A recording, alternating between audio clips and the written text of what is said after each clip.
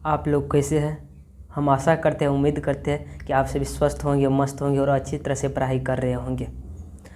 हम जो है आप सभी के लिए लेकर आए हुए हैं आज के क्लास में, यानी चैप्टर नंबर 1 मैथ का क्लास 10th का, यानी हम मैथ भी स्टार्ट कर दिया। इससे पहले हमारे चैनल पे साइंस का यानी क्लास चल रहे थे, लेकिन अब जो हम मैथ स्टार्ट कर दिया है चैप्टर नंबर 1 यानी वास्तविक संख्या से आज स्टार्ट होने जा रहे हैं। तो आप लोग जो है कंटिन्यू इस क्लास को यानी देखने का प्रयास कीजिए, ताकि आपका यानी देखिए तैयारी हमारे साथ आप परीक्षा तक जुड़े रहिए 2025 के लिए। अब देखिए आपका तैयारी नहीं अच्छा हो गया तो फिर मुझे कहना, यानी चलिए तो हम आज के क्लास को यानी उतना टाइम नहीं देंगे। सबसे पहले हम कुछ बात को आपको बेसिक चीज़ को यानी समझाने का प्रयास करते हैं। सबसे पहले देखिए यहाँ से हम यानी पीडीएफ देखिए। सबसे पहले पीडीएफ की बात करें, पीडीएफ आपको ये फ्री मिल जाएगा।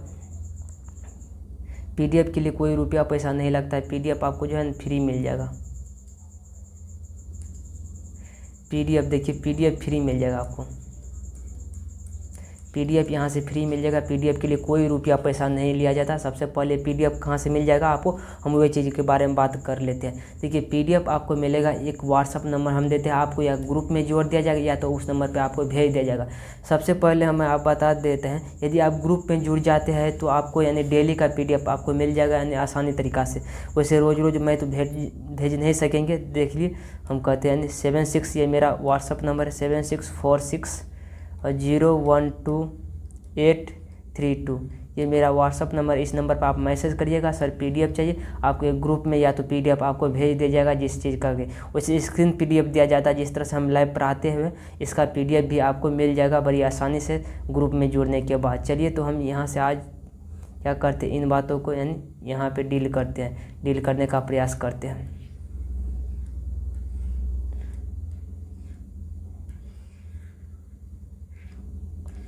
इसको हटा दिया। अब देखते हैं हम, देखिए सबसे पहले हम देखिए वास्तविक संख्या। सबसे पहले कुछ बात आपसे हम बात कर लेते हैं। देखिए कि वास्तविक संख्या आखिर है क्या, संख्या का निर्माण कैसे हुआ, संख्या की खोज कैसे हुई, उस पर सबसे पहले हम बेसिक स्टार्ट करते हैं। बेसिक के बारे में यानी जान लेते हैं, उसके बाद में हम सभी के बारे में जानेंगे। देखिए बेसिक में है क्या चीज़। सबसे पहले देखिए संख्या, सबसे पहले आप अंक के बारे में जानिए, डिजिट के बारे में जानिए। आखिर डिजिट होता क्या है, डिजिट के बारे में आप जानने का प्रयास करें, आखिर डिजिट होता है क्या।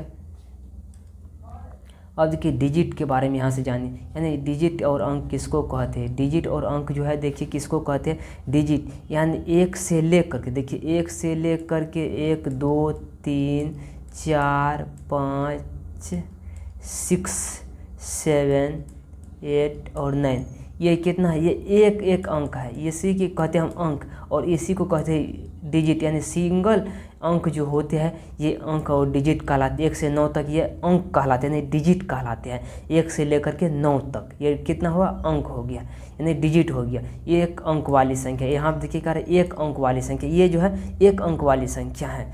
और देखिए यहाँ पे नंबर देखिए, आप संख्या किसको कहते हैं, संख्या होते हैं डबल अंक की अंक को संख्या कहते हैं। जैसे में 10 से ऊपर 11 12 13 14 15 फिर 16, इसके बाद में इसी तरह से जाते रहेगा। यानी कहने का अर्थ हुआ है 2 अंक है जिसमें है इसको संख्या कहते हैं, इसको नंबर कहते हैं। जिसमें 2 अंक है, जिसमें सिंगल अंक है इसको डिजिट यानी अंक कहलाते हैं। ये देखिए अंक, और हम आशा करते उम्मीद करते अंक और आप जो है डिजिट यानी नंबर के बारे में आप आसानी तरीक़ा से नहीं समझ गए होंगे। देखिए यह सब परीक्षा में पूछे नहीं जाते, लेकिन कुछ बेसिक पॉइंट है, हम इसलिए आपको समझाने का प्रयास करते हैं।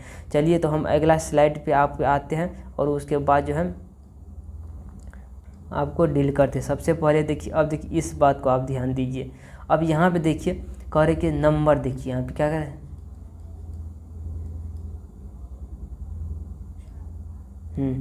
यहाँ पे देख लीजिए कह रहा कि आप संख्या किसे कहते हैं, यानी नंबर किसको कहते हैं। संख्या को 2 भागों में बांटा गया। संख्या को कह रहा है कितने भागों में बांटा गया, यानी देख लीजिए कह रहा है संख्या को 2 भागों में बांटा गया है। पहला है यानी वास्तविक संख्या देख लीजिए, और दूसरा है यानी काल्पनिक संख्या। आखिर वास्तविक संख्या क्या चीज़ है और काल्पनिक संख्या क्या चीज़ है। वास्तविक संख्या में जैसे आते हैं 1 2 3 4, इस तरह से आते रहते, वास्तविक संख्या ये हो गया। और काल्पनिक संख्या की हम बात करते हैं। देखिए जबकि काल्पनिक संख्या क्लास 10th में आपको नहीं सिलेबस में है, लेकिन ये जो है क्लास 12th के सिलेबस में है, इसीलिए हम क्या करेंगे इसको 12th में पढ़ेंगे। लेकिन इसके बारे में कुछ आपको हम झलक दे देंगे अभी, ताकि आपको आसानी तरीक़ा से समझ जाए उसको भी। देख लीजिए इनके बारे में, काल्पनिक संख्या और इसको कहते हैं इंग्लिश में इमेजिनरी नंबर। इमेजिनरी नंबर और रूट में देखिए ये संख्या काल्पनिक संख्या रूट में होते हैं, और लेकिन रूट के अंदर तो होते हैं लेकिन ये माइनस में होते हैं। रूट के अंदर क्या चीज़ में होते हैं? माइनस में होते हैं, -3 -2। और इस तरह की संख्या क्या कहते हैं? काल्पनिक संख्या कहते हैं। यानी माइनस में फिर अंदर में 4 आ गया, फिर माइनस के अंदर में फिर 7 आ गया, ये सब क्या है? सभी काल्पनिक संख्या है, यानी कल्पना करने वाली ये संख्या है। रूट के अंदर यदि माइनस आ जाते हैं उसी को क्या कहते हैं? यानी काल्पनिक संख्या कहते हैं। हम आशा करते उम्मीद करते वास्तविक संख्या किसको कहते हैं? 1 से लेकर के जो कि रियल में आप जानते हैं गिनती की संख्या को वास्तविक संख्या ये कहते, प्राकृतिक संख्या कहते हैं गिनती की संख्या है। सभी को हम डिटेल में जानेंगे अभी। अब चलते हम यहाँ पर आ जाते, पहले आगे बढ़ने का प्रयास करते हैं।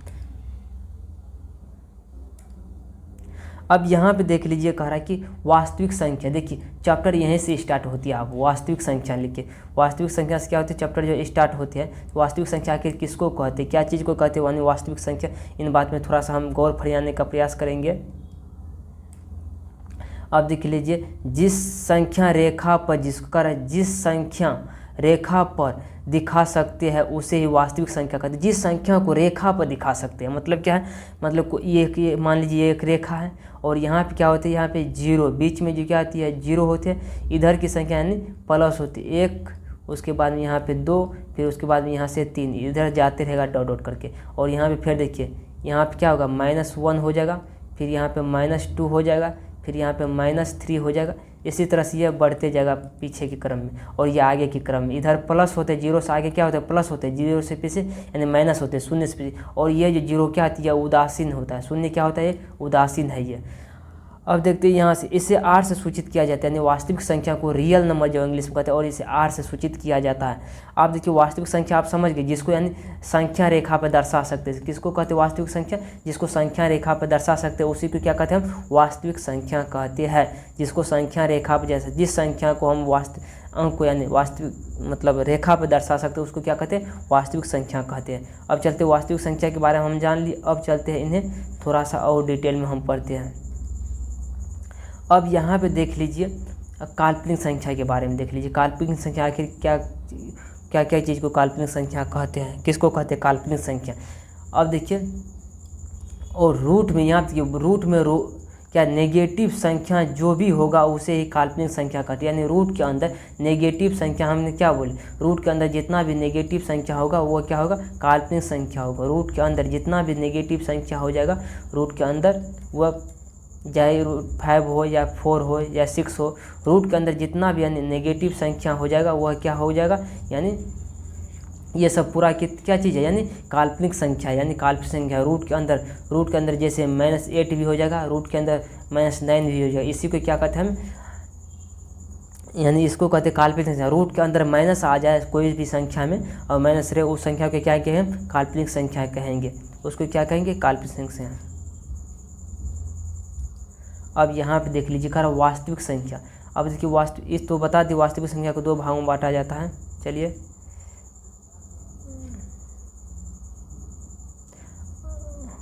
एक मिनट रुक दें।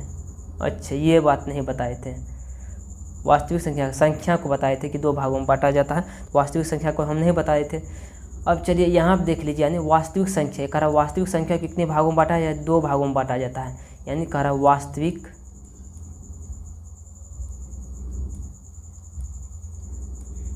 वास्तविक संख्या को कह रहा 2 भागों में बांटा जाता है।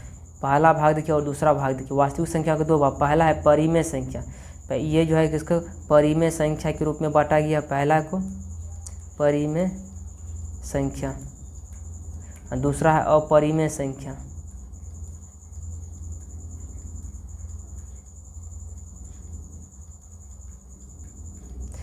और देखिए वास्तविक संख्या को 2 भागों में बांटा गया। हम इतना बार रिपीट इसीलिए करते ताकि क्लास में ही आपको सभी चीज़ें अच्छी तरीक़ा से समझ में आ जाए। देखिए वास्तविक संख्या को देखिए 2 भागों में बांटा गया, पहला है परिमेय संख्या और दूसरा है अपरिमेय संख्या। अब हम इसको डिटेल में जानेंगे कि आखिर परिमेय संख्या किसको कहते हैं और अपरिमेय संख्या किसको कहते हैं। चलिए हम इन दोनों को डिटेल में जानते हैं, परिमेय और अपरिमेय को। देख लीजिए, सबसे पहले एक हमें शायरी आपको सुनाते। देखिए कह रहा है, ईश्वर भी तभी आपको साथ देंगे जब आप मेहनत करते हुए लड़खड़ा जाएंगे ना, लड़खड़ाते कदम भी आपके अपने हिम्मत को जुटाए रखेंगे, अपनी मेहनत को यानी आगे की ओर कर मेहनत करते रहेगा, तब आपको ईश्वर भी साथ देगा, अन्यथा कोई भी आपको साथ नहीं दे सकता, बिल्कुल नहीं। और कह रहे कि सब व्यक्ति यानी सब कुछ चुराया जा सकता है, यानी कह रहा है कि सब चीज़ जो है चुराया जा सकता है, पर कोई किसी का इरादा नहीं चुरा सकता। सब कुछ चुराया जा सकता है, कोई किसी का इरादा नहीं चुरा सकता। बिल्कुल, आज के लिए मोटिवेशन इतना ही रहने दीजिए। और चलिए अब परिमेय संख्या हम जानते हैं कि परिमेय संख्या किसको कहते हैं। यहाँ पर देखिए परिमेय संख्या आप कह रहा है किसको कहते हैं, यहाँ पर देख लीजिए परिमेय संख्या।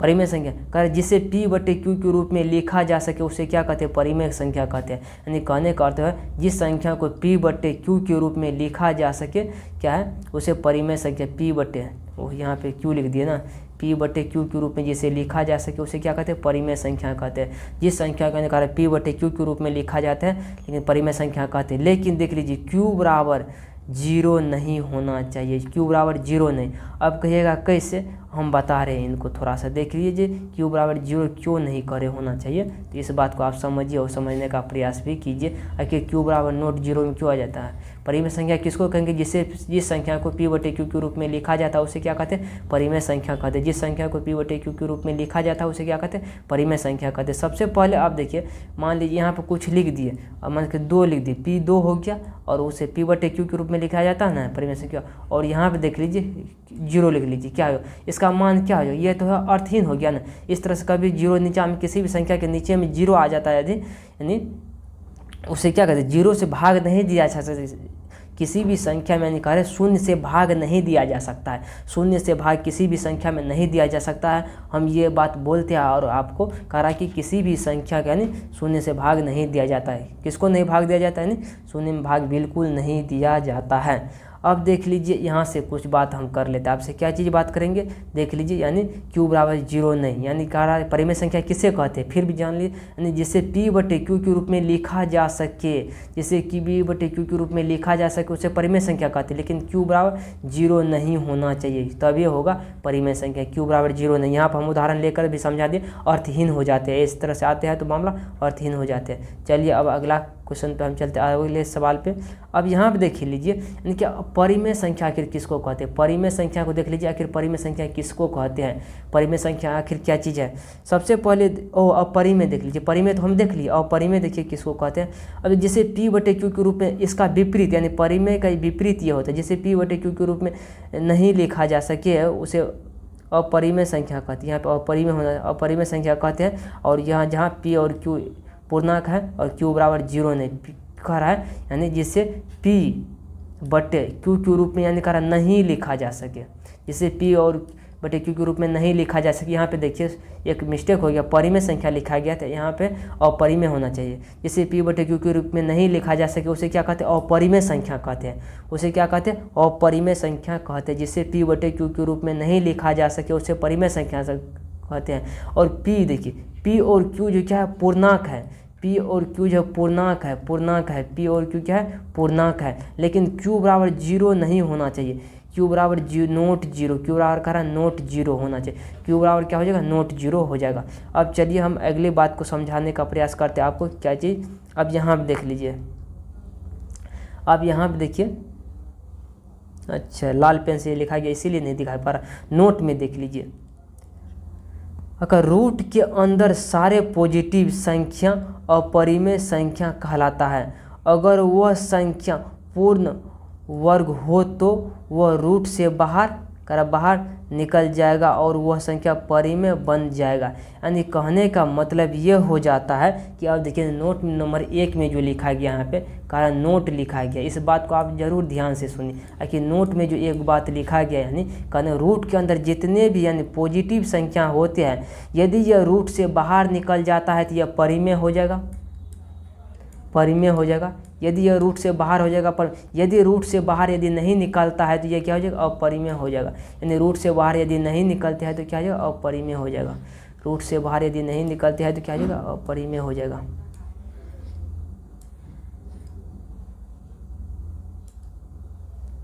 अब देख लीजिए कहिएगा कैसे, जैसे हम अब रूट अंदर 4 लिख लेते हैं हम, 4 का जब अंडन में खंडन कीजिए यहाँ पे 2 गुना 2 क्या 4 हो जाते हैं, और रूट के अंदर क्या कहते हैं डबल रहते हैं, तो सिंह बाहर निकल जाते हैं, इसका क्या हो जाएगा 2 निकल जाएगा, इसलिए क्या हो जाएगा परिमेय हो जाएगा। ये परिमेय हो जाएगा। रूट अंदर 4 क्या है, ये अपरिमेय संख्या बिल्कुल नहीं है। यदि अपरिमेय आप बोलते हैं तो गलत है, यानी रूट अंदर आप देखिए 5 देख लीजिए, 5 क्या है, ये अपरिमेय संख्या क्योंकि यह रूट से बाहर बिल्कुल नहीं ले सकता और इसका खंडन भी नहीं होगा 5 का। अब चलिए हम इतना बात आपको समझा दिए, अब चलते आगे की और चल बढ़ने का प्रयास करते। अब यहाँ पे देख लीजिए अब क्या कह रहा है, यहाँ पे देखिए कह रहा है कि नोट में देख लीजिए, यहाँ पे देख लीजिए कहने का अर्थ है कि नोट नंबर 2 देख लीजिए, 0 कर 0 एक परिमेय संख्या है क्योंकि हम 0 इसे p/q के रूप में लिख सकते हैं। यह क्या अपरिमेय संख्या, अच्छा बिल्कुल समझाएंगे हम आपको उसको भी। सबसे पहले यहाँ देखिए कर 0 क्या है परिमेय संख्या, 0 जो है ना परिमेय संख्या है।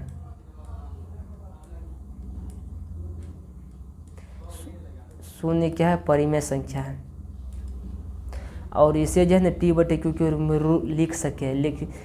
0 क्या है परिमेय संख्या, इसे p/q के रूप में लिख सकते हैं। सबसे पहले यहाँ देखिए 0 को कैसे लिख सकते हैं, जैसे हम लिख सकते हैं यानी 0/1 भी लिख सकते हैं, 0/2 भी लिख सकते हैं, और इसका मान क्या हो जाएगा 0 हो जाएगा, इसका मान भी 0 हो जाएगा। यानी कहने का मतलब 0/ हम कोई भी संख्या यदि लिख देते हैं तो यह अनडिफाइंड हो जाएगा, इसका मान क्या हो जाएगा 0 हो जाएगा, यानी 0 हो जाएगा। तो आप इस बात को यानी समझने का प्रयास कीजिए और गौर फरमाने का बात कीजिए, यानी आखिर इस तरह से। और देखिए यहाँ पे कुछ बात और लिखी हुई, इनको भी हम थोड़ा सा आपको समझाते हैं, इनको तो समझा ही दिए। अब चलते हम इसमें कुछ और बात है मेन पॉइंट जिसको आप अभी तक नहीं समझे हुए, इनको हम समझाने का प्रयास करते हैं।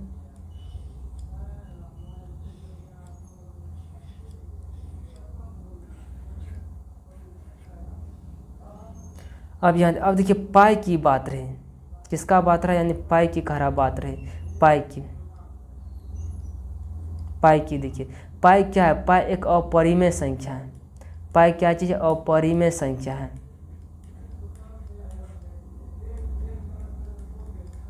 पाई क्या है, अपरिमेय संख्या है। देखिए कि पाई अपरिमेय संख्या क्यों, इसका एग्जैक्ट पॉइंट जो है लगभग 3.14 होता है, लेकिन वह फिक्स पॉइंट नहीं होता, इसीलिए क्या पाई एक अपरिमेय संख्या है। लेकिन पाई का मान भी 22/7 होते हैं। पाई का मान कितना है 22/7, तो यह क्या है परिमेय संख्या है। लेकिन जब ही बात करिएगा, लेकिन 22/7 की यह क्या है परिमेय संख्या है, लेकिन पाई अपरिमेय संख्या उसी का मान जो है ये 22/7 ये परिमेय संख्या है। इस बात को यानी कई बार एग्जाम में पूछे भी जाते हैं, तो आप लोग इन बात पर थोड़ा सा ध्यान देकर चलिएगा और कंप्रोमाइज़ करिएगा। यानी मतलब देखिए इस क्वेश्चन को छोटे बात को अभी से यानी ध्यान देकर चलिए, नहीं तो आप फिर गड़बड़ा जाइएगा, फिर गलत हो जाएगा, फिर समस्या आ जाएंगे। यहाँ क्या करते हैं हम, पाई क्या है अपरिमेय संख्या, लेकिन 22/7 जो इसका मान जो होते हैं वह क्या होते हैं परिमेय संख्या होता है। लेकिन पाई का एग्जैक्ट पॉइंट जो हुआ नहीं है 3.14 क्या है 3.14, वो क्या है एग्जैक्ट पॉइंट नहीं है, एक लगभग में लिया गया, इसीलिए वो अपरिमेय संख्या है। अब यहाँ पे देख लेते हैं हम, यहाँ पे देख लेते कह रहा है पूर्णांक संख्या, इंटीजर पूर्णांक संख्या किसे कहते हैं। अब देखिए पूर्ण और उनके ऋणात्मक रूप को पूर्णांक संख्या कहते हैं। पूर्ण और उसके ऋणात्मक रूप को कि पूर्ण और ऋणात्मक रूप को पूर्ण संख्या कहते हैं, उसके ऋणात्मक रूप पूर्ण संख्या क्या कहते हैं, शून्य सहित पूर्ण संख्या क्या कहते हैं पूर्ण संख्या कहते हैं। अब यहाँ देख लीजिए में से -1 और -2 फिर 3 फिर 4, यह क्या है शून्य, यानी जिसमें यानी कहने का अर्थ नेगेटिव लगे ऋणात्मक लग गया, यह क्या हो पूर्णांक में बदल गया। यानी पूर्ण संख्या और उनके ऋणात्मक रूप को पूर्णांक संख्या कहते हैं। क्या कहते हैं उसको पूर्णांक संख्या कहते हैं। चलिए इस बात को हम आगे और समझाएंगे आपको डिटेल में, अभी इस पर थोड़ा सा क्वेश्चन हम करेंगे तो अच्छा रहेंगे। अब यहाँ पे देख लेते हैं हम, यानी नोट्स में देख लीजिए, यानी नोट में यहाँ पे देखिए। अब देखिए अगर 0 है और कोई क्या कर 0 है, यहाँ पे देखिए नीचे में कोई संख्या है, यानी ऊपर में 0 है, इसी बात को हम समझाए। नीचे में ऊपर में 0 है, नीचे में यहाँ कोई भी संख्या ले जैसे 9 ले लेते, यह क्या हो जाएगा 0 हो जाएगा इसका मान। फिर देख लीजिए यहाँ पर ऊपर में 0 है, नीचे में फिर 7 ले लेते, इसका मान क्या हो जाएगा 0 हो जाएगा। लेकिन ऊपर में कोई संख्या, आप देखिए यहाँ पे देख लीजिए, यहाँ से यहाँ तक देख लीजिए कर ऊपर में कोई संख्या जैसे 9 है ऊपर में, नीचे में 0 है, इसका बराबर करिएगा तो क्या इसका मान अनडिफाइंड हो जाएगा। और ऊपर में देखिए 7 है, नीचे में फिर 0 है, तो ये क्या इसका मान जो अनडिफाइंड हो जाएगा।